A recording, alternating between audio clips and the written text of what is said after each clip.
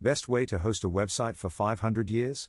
Say you wanted to host a personal page that can outlive you and be seen by the children of your grandchildren. Other than asking your progeny to keep paying the hosting bills, is there another way? The World Wide Web is only 28 years old. We've had computers for 76 years at this point. We're discussing this topic in modern English, but if you look back 500 years, William Shakespeare wouldn't be born for another couple of generations. Vocabulary and grammar have changed a lot since then, and if you look back a further 500 years, to 1021 AD, the English spoken in those days was a lot closer to Frisian than anything we'd understand. To get the big picture of what 500 years means, the oldest surviving writing is roughly 5,500 years old. We've had agriculture for roughly 11,000 years. And you're asking for a personal legacy to be legible and usable after surviving a span of time 10% as vast as the existence of writing itself. Think archival grade materials and ink, then add translations into Mandarin, Arabic, and Spanish. There's a much better chance of it being readable if you have more than one language. Then maybe add a dictionary, just in case words have fallen out of use. Make multiple copies and distribute them around the world, including tectonically stable desiccated regions that are currently lightly or uninhabited and likely to remain so. The criteria for deep disposal nuclear waste repositories are applicable, minus the deep bit, so Yucca Flats would do, or the Atacama Desert or the McMurdo Dry Valleys in Antarctica. Greater than think archival grade materials and ink, then add translations into Mandarin, Arabic, and Spanish. I think this is actually wrong. It certainly doesn't hurt to write on fired clay tablets, or to store your papyrus documents in an extremely low humidity environment. That might enable accidental preservation. But at the end of the day, or at the end of the millennium, things survive because lots of people care about them. You mention Anglo-Saxon. That's an interesting example, because the entire corpus of Anglo-Saxon literature is easily anthologized in a single volume, and there is exactly one extant copy of what most scholars regard as the most important thing written in the language, Beowulf. But the truth is this, most of it is gone, because people stopped caring about what was written in it. But Psalters? Bibles? Church histories? It's an embarrassment of riches. Why? Because people cared very deeply about those things. And translation helps, but again, it's not quite enough. The instructions for my dehumidifier are in 8 different languages. Where did I put that again? To come at it from another angle, finding a paper copy of a 1955 Seattle phone book is extremely difficult. But why? It was written on paper, there were thousands and thousands of copies printed, none of them have actually disintegrated into dust, and yet. So, my advice would be to make that web page pertain to something of epochal importance to millions of people. They'll do the rest. Greater than vocabulary and grammar have changed a lot since then, and if you look back a further 500 years, to 1021 AD, the English spoken in those days was a lot closer to Frisian than anything we'd understand. The world was also a very different place. I suspect language will evolve far slower over the next 500 years due to the vast new interconnectedness that society has never experienced before. I think in 500 years, someone looking back at a website from today will find something far more intelligible than when we look back 500 years. The language will be closer and they will have a lot of detailed context to place it in. I know this goes against the strangely attractive premise that civilizations rise and fall and we are ants running around thinking we are important in the moment and nothing we do will last. But the world really has become a more interconnected and stable place, and it seems far more probable that it will remain that way. If there is an empire that could fall today and spell the end, it's communication technology.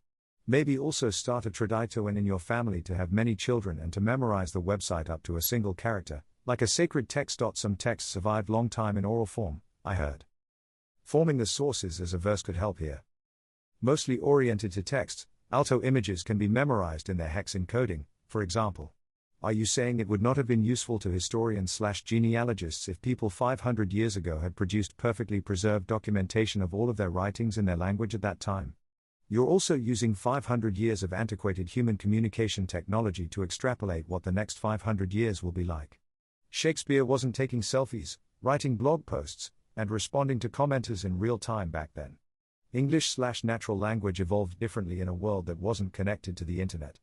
There's no reason for me to believe the last 500 years of communication will be anything like the next 500. Yes. 500 years is but a drop in the ocean of the future.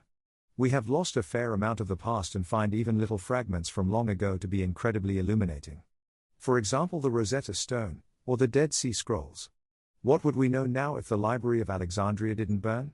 You can walk the street of Rome and read inscriptions that are 2,000 years old. They will either be close enough to any Latin language or you may have some notions of Latin yourself. My point being that English is probably much more significant culturally today than Latin ever was. The chances that it will be some sort of forgotten language are pretty slim, though I am sure it will have evolved. Now the real question is whether that website will have more significance than a 16th century grocery list, and be really worth preserving to your descendants. I would also add the social element. If you want your kids and grandkids to be able to read it, pass custody of the website well before you die, perhaps in a will. And tell as many friends and family as you can. I know I would happily administer a deceased friend's website until I could no longer myself. There is no doubt that we are still in the incunabula of the computer age. Paper, we know, can last for 500 years, but even once ubiquitous and well understood media floppy disks are now scarce and getting scarcer. The only reliable way of writing for millennia is on stone. The progression of language has been affected by mass media, which has a standardizing influence. Written language will be affected by translation technologies that are at the moment unimaginable. Once complicated problems, for example the Chinese typewriter, have been resolved, and ordinary Chinese typing, which used to be limiting to typesetting speeds, can now outpace the fastest QWERTY speedster by 2x or 3x or more. Language will not be the problem in the future that it was in the past. Agree and disagree. For one, English and other languages are evolving faster now than before, due to the speed of communication, so spoken language in 500 years, even barring something weird like brain implants, is probably going to be even more different than modern English compared to Shakespeare. However, there are examples of languages and documents that have been preserved, for example a Latin Bible. Because of its status as a holy document and the vast power of the Catholic Church, its tradition of teaching Latin, not just to read the Bible, but conduct business and masses, the Latin in which the Bible was written was very well preserved. Other comments have given ways to physically archive the web page. Continually hosting it is a much trickier endeavor. Beyond just keeping the servers up, technologies will shift such that eventually HTML web pages, servers that talk using TCP/IP, data centers that connect via fiber cables, etc. will all be deprecated. That said, if we have a very liberal definition of the word website to include any successor technologies where a device can be used to request a document, given an identifier, that looks recognizably like your web page, this is doable. What you really need is an institution that you can trust to keep existing and to keep the necessary upkeep of your website as part of its mission. The main institutions I can think of that have lasted for 500 years unbroken are churches and elite universities. If you were able to convince the Pope to decree that the church should keep hosting your web page in perpetuity, that would likely work, but persuading him of that sounds very challenging. That said, universities are used to accepting gifts with sometimes eccentric strings attached. The gift will probably need to be large, but I imagine a $1 billion donation to Harvard under a condition that they continue to host and update the page as needed would likely work. Getting that sort of money is quite hard, but TBH probably easier than coming with a way of guaranteeing that your direct descendants keep the web page up. Another benefit to universities is that they have some of the oldest, most culturally focused DNS zones. Edu is the most likely of just about any root TLD today to avoid succumbing to for-profit pressure and is one of the stablest managed TLDs, so an address on an Edu domain perhaps has the highest likelihood of not changing deep into the future, assuming properly managed by the university itself. There's still signs that ICANN itself can be bought and redelegate Edu, at which point all bets are off. It might not even take that big of an endowment to get the university to do something like that. Universities are pretty good at endowment, annuity, math, because they have to be. University web hosting is still relatively cheap, easy access to low-cost labor from passionate students, a DNS TLD that mostly can't just raise prices for arbitrary profit reasons, and no signs that it wouldn't be so in perpetuity. Just keeping in mind the risks of data loss of cheap labor. A quick search didn't find me an annuity calculator that can calculate past 100 years, and I don't have the Excel foo to do it by hand because I'm not an accountant, but just experimenting with some numbers. Let's say $25 per month covers expected hosting costs and a tiny bit of funds for other web needs, maybe a pizza allowance for students. To cover that $25 per month for a full century at a somewhat low expected annual growth rate of 1%, you only need to start with at least $19,000 endowment today to cover the annuity. You probably don't want to start that small for socio-political reasons, to give them more reasons to abide by the terms of the annuity for the full length of it. But on the flip side, you probably don't need anything at all close to a $1 billion to do such a thing either. Greater than getting that sort of money is quite hard. You could start a trust with 1M in assets, and if you average 8% growth a year, taking into account management fees, you'd have 1B in 90 years just through compounding. National libraries are institutions created for this purpose. The National Royal Library here in Sweden Established in 1668, started downloading and storing Swedish websites in 1997. Compared to other solutions that might have a relatively high chance of actually being able to preserve sites for 500 years. A titanium or tungsten box engraved with all instructions how to operate it. The power supply is an array of solar, but also a deep geothermal. In a concrete bunker. The guts of the box carry a multi-array of small, cheap computers and a very large array of SSDs. Encased in material to protect from damaging scenarios. The instructions on the outside of the box are diagrams, and text written in all current languages on Earth. A copy of Wikipedia/whatever archive is included, as well as your personal autobiography. It figures out the healthiest way to stay dormant when not in use, and the healthiest way to use a subset of the hardware in the box to ensure a 500 plus lifespan. Cover plate for interfaces to be removed/open to use. If you give a university 1B for a 500-year commitment, that means you're paying the university $5,000 a day to keep that service up.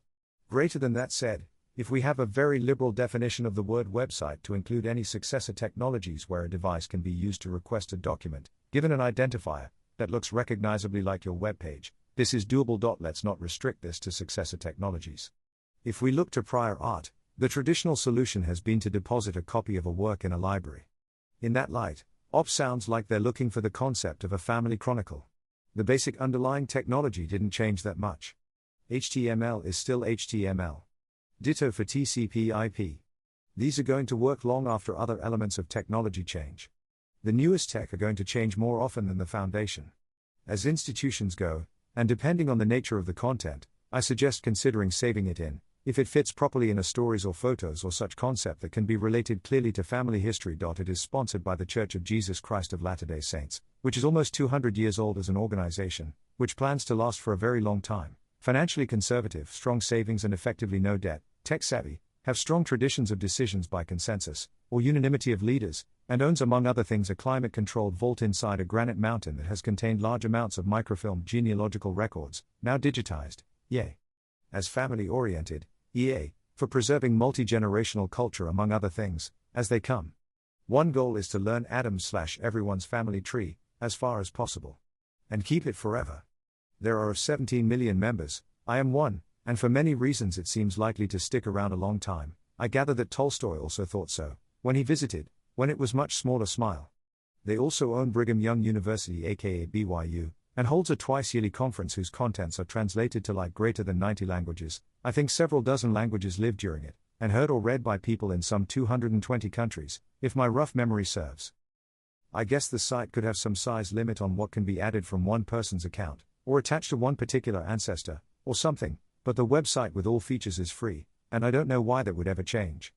I used to work there, among many, on some back-end stuff. Edits to the above for clarity, working there, and the Tolstoy and BYU mentions. Edit. I'm curious, what is the general nature of the content you would like to save for 500 years? Sounds intriguing. Would it be useful to others also? Another idea would be to put it in Wikipedia and/or archive.org, if it really doesn't fit in familysearch.org. Someone beat me to it. I was going to suggest one of the ancient universities with 800+ year traditions, on the grounds that even once the money dried up they might continue to host the website out of sheer force of habit. I met a traveler from an antique land, who said, 2 vast and trunkless legs of stone stand in the desert. Near them, on the sand, half-sunk a shattered visage lies, whose frown, and wrinkled lip, and sneer of cold command, tell that its sculptor well those passions read which yet survive, stamped on these lifeless things, the hand that mocked them, and the heart that fed, and on the pedestal, these words appear, my name is Ozymandias, King of Kings, look on my works, ye mighty, and despair. Nothing beside remains. Round the decay of that colossal wreck, boundless and bare the lone and level sands stretch far away. Percy Shelley's Ozymandias. By the by, if you haven't seen the Coen brothers film The Ballad of Buster Scruggs, which features this poem, I highly recommend stopping everything, popping some corn, and watching it as soon as feasible. Few months back, I came across this poem in the anthology The Ballad of Buster Scruggs. There is a story that begins at 30 minutes. That story stayed with me for a long time.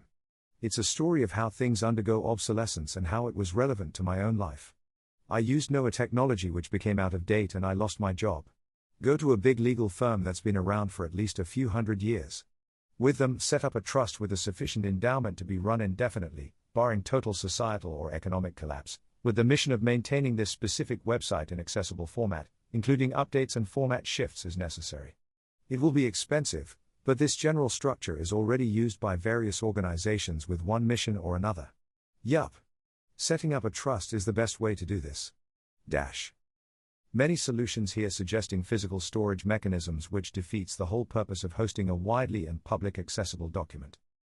A trust would have the finances and most aligned incentives to keep the content online and in a format that is accessible.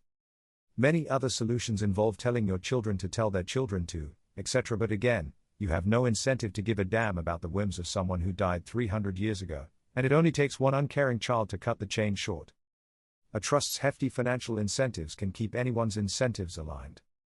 It makes sense that there's sexy technical solutions here, we're on Hacker News, but the most important thing is to keep the incentives aligned. That's what a trust is for. How expensive do you think this would be? It would be fun to estimate the potential costs over 500 years. I would never run this kind of website on free hosting, for example GitHub pages. I think it's dangerous to assume that this business model will continue to exist for the next 500 years. It would be much safer to pay the $0.02 per month to store and serve your files from an AWS S3 bucket. A $5 per month DigitalOcean VPS would be safer, but probably overkill. I really like the idea of paying 24 cents per year to cover the exact costs of electricity, storage, servers, and bandwidth. These costs might continue to decrease over time, but they can never be zero, for example Landauer's principle, 1. I don't know how to estimate the cost of a domain name over the next 500 years. It's definitely not going to stay $10 year forever. Maybe registrars will start charging higher prices or taxes based on the market value of your domain. Or some company will really want to take over your domain. Like Nissan, too, for example. Ethereum name service, ENS3, could be interesting. Pricing for 5+ character ETH names, $5 in ETH per year 4 character. ETH names, $160 in ETH per year 3 character. ETH names $640 in ETH per year. The world seems to have decided that names are worth roughly $10 per year, for a single planet with a population of 7.9 billion humans. We'll probably be a multi-planet species at some point during the next 500 years. It's hard to imagine what the universe will look like 5,000 or 50,000 years from now. Imagine there's trillions of sentient beings living throughout the universe, and a universal internet. Even if information still takes many years to propagate throughout the universe, maybe names will become far more expensive. I think the safest option would be to choose a random string of letters and numbers, 2g39pz6gig.com plus 2g39pz6gig.eth. It would still point to a page that includes your name and all of your content, so you'd still be indexed by search engines. And it's very unlikely that someone will start a company called 2g39pz6gig and try to file a trademark. This kind of random name would probably continue to be worth around $10 per year, or perhaps up to $100 a year. It might continue to cost around 20 cents per year to host your static website on AWS S3, or similar. Bandwidth would be interesting to think about. Let's say you're trying to keep a blog running forever. Probably a good idea to keep it very simple and use a very basic CSS theme, so each page could be around 20 kilobits. Serving your page to 50,000 visitors would require 1 gigabyte of bandwidth. But let's prepare for a worst-case scenario. Everyone on Earth visits your website once a day for a month. 7,900,000,000 times 29.53 days, average number of days in a month 20 kilobytes equals 57,709.5 terabytes. That's actually way more than I expected. I find it really hard to understand just how many people there are in the world. I use this AWS calculator, 0.25 gigabytes monthly storage. 7,900,000,000 times 29.53 days equals 233,287,000,000 requests. Let's say we serve a single HTML page that includes inline CSS. 57,709.5 terabytes transferred. S3 standard cost, monthly, $134,680 or $1,616,171.76 per year. That was just an exercise to figure out the maximum possible cost of hosting a simple web page. It was a fun tangent, but we can ignore all of that.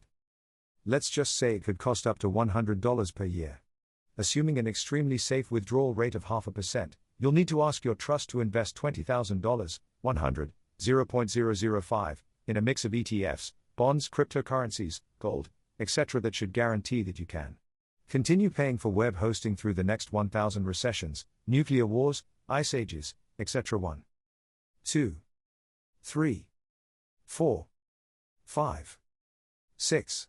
I doubt any commercial/legal entity will live through the upcoming societal transformations. It is naive to believe our current political and economic systems will not change too much even in the next 20 to 30 years.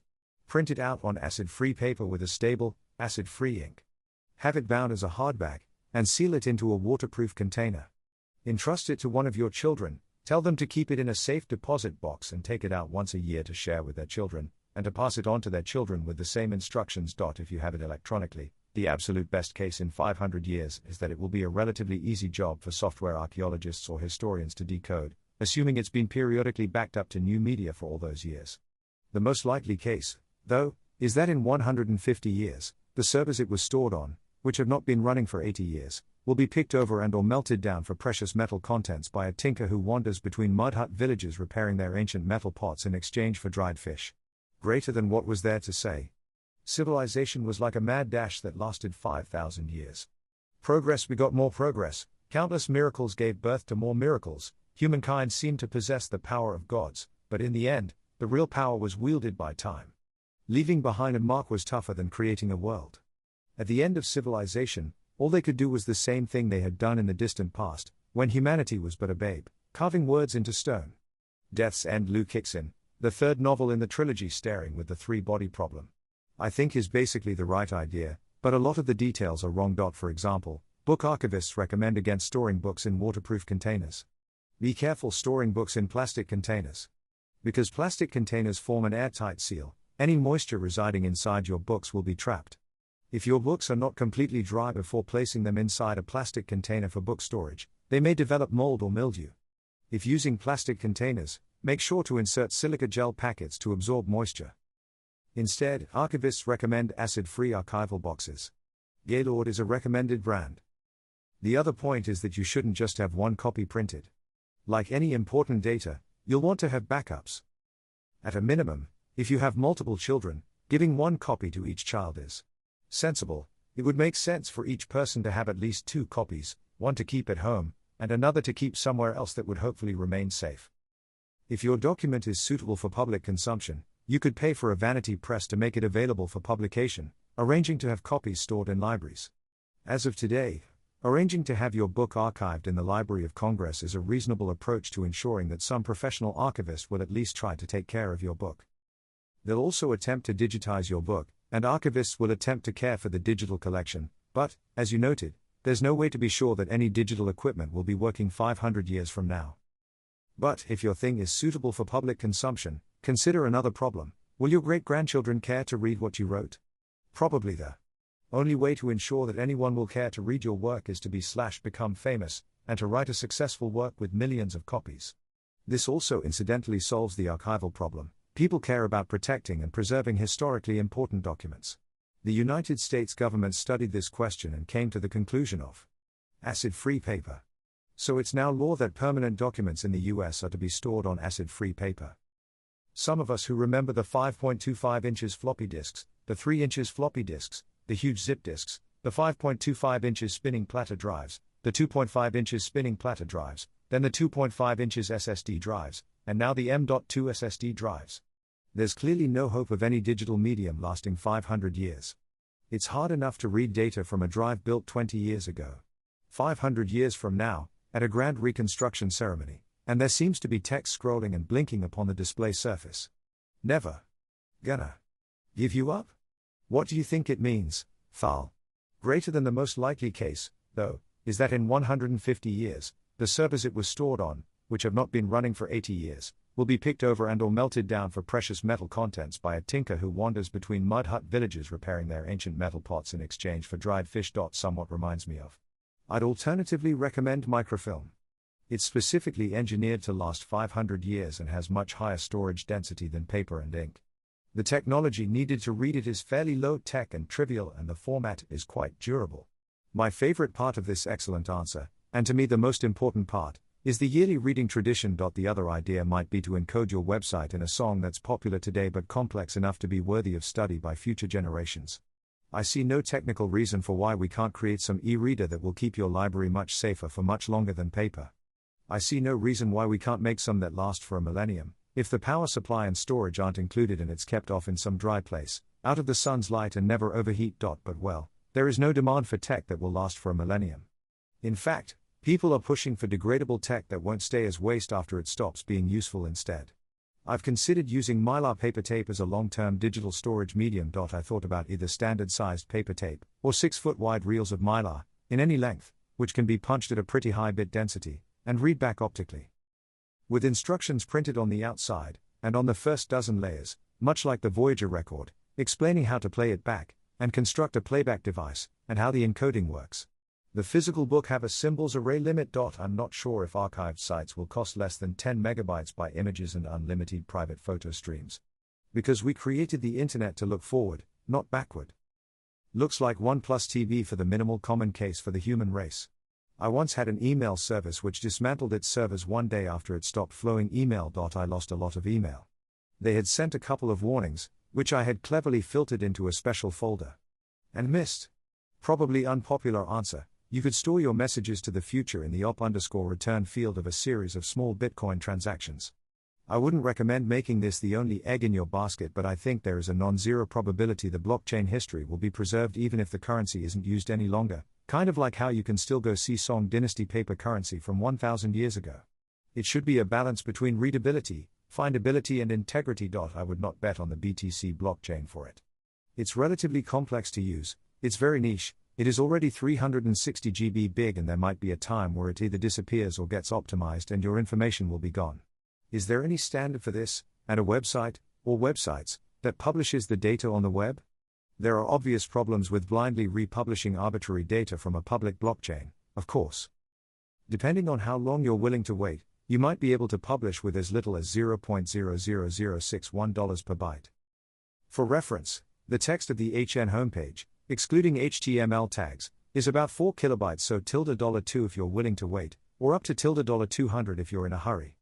I'm not sure if op_return transactions are typically priced the same as standard transactions though. It's a gross abuse of Bitcoin's network, but Bitcoin is a time-keeping database at its core and it would not be impossible. That only accounts for data storage and retrieval though.